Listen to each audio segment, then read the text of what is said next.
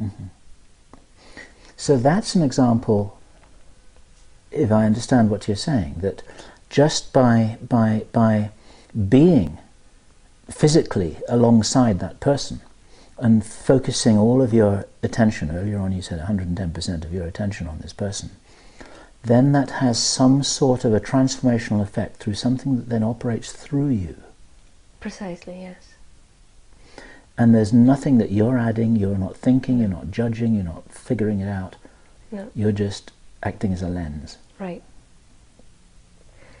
And the reason why it's necessary to do it that way is because to influence things on the planet, and especially with regards to human affairs, you need to be human, otherwise you're interfering. But as a human being, you can actually do things to influence and to interfere within humanity and within the collective.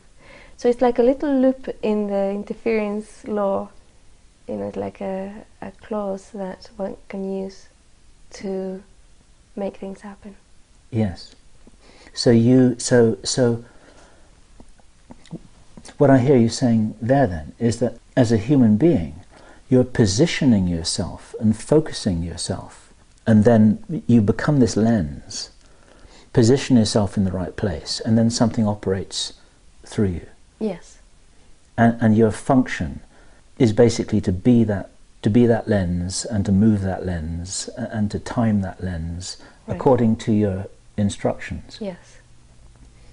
And that there's no personality or ego attached to this at all. It's just a function. Right, it's just a function. And on the other side of that lens is the other being.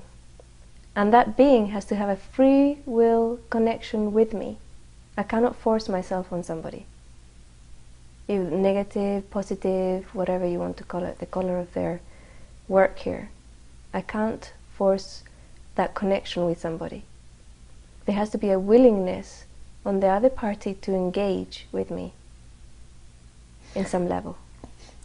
When you would sit next to the girl on the park bench, would there be some kind of engagement there? Like hello or something, so that she acknowledges that you're there and it's okay to be there? Right. You see, normally the agreement is at a higher level. So she would have agreed to have some sort of help at that moment. And she may have even have asked for help, prayed for help. And that help arrived. Right. Yes.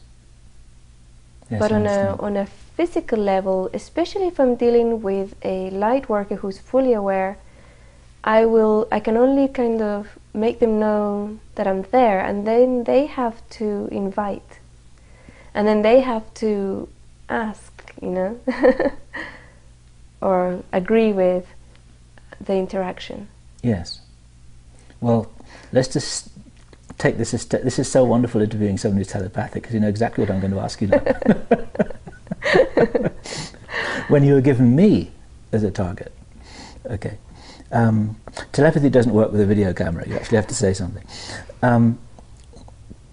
You were given my name. Is this right? Right. Bill Sometimes, yeah. Bill Ryan? Just no, like just that? Bill. Bill. Bill and Avalon. Bill and Avalon. Yeah. And this didn't mean anything to you? No, nothing. I'd never heard of you before. I'm sorry. So, but that often happens. I will get a name, and what normally happens is it will take me weeks to find it, you know, to find the person or the relationship, because I get other clues as well. But with you, it's very quick, and normally when I find somebody very quickly, it's because it's urgent. It's make or break somehow. I have no idea normally how, but sometimes I'm shown very graphically. And with you, I got Bill and Avalon. So I went on my computer, I put Bill Avalon, and your website came up, and your interview, the last interview you did, came up. So I joined your forum, and I put in a post that was meant to be a flag for you to see. That it was a post that had energy behind it, so that it wouldn't be missed. But then you had to actually contact me, because I couldn't, you know, go out of my way and like say, I have to work with you, right? yes. You had to wait for me to approach you. Yes. Which is exactly what I did. Right. Yeah. I can actually say, look, I'm here. That's what I can do, either by sending an email or a personal message or putting a post to say, I'm here. And then the other person has to say, I'd like to see you, I'd like to contact you, I'd like to talk with you. Yes. So the way that it operated me was a perfect case study of how you always work. Yes, it was. Yes, yeah. That is so astonishing. Right. And here we are. All right. And these assignments or missions or tasks, how many of these have you undertaken in your life? It's impossible to say. Hundreds? Thousands? How are we, a large? Very large. A very large number. Yeah, yeah. And like I said, some of them are tiny, you know. Some of them is just going somewhere and being somewhere, or saying something to somebody. Just a little tiny thing that might take a Right. tiny part of one day. Yeah. And then Yeah. something else. I think you told me that there's some assignments that kind of go on For years. for a long time. Yes, for years sometimes. Do you have any understanding of why something would take a long time to resolve? No, I've never looked at it. I've never had a curiosity of why something would be very quick and something wouldn't. Because it's not your role to analyze anything. Right. It is not my role to analyze it or be curious or try and connect the dots. That's done for me. Yes.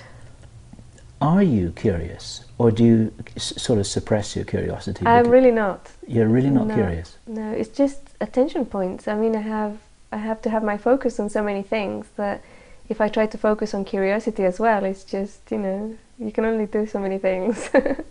But it's entertaining and it's fun when the proof comes through or the synchronicities come through that show why and hows and all the other pieces. Because you see, I'm not working by myself. This is all orchestrated by a higher beings or self or whatever, the universe.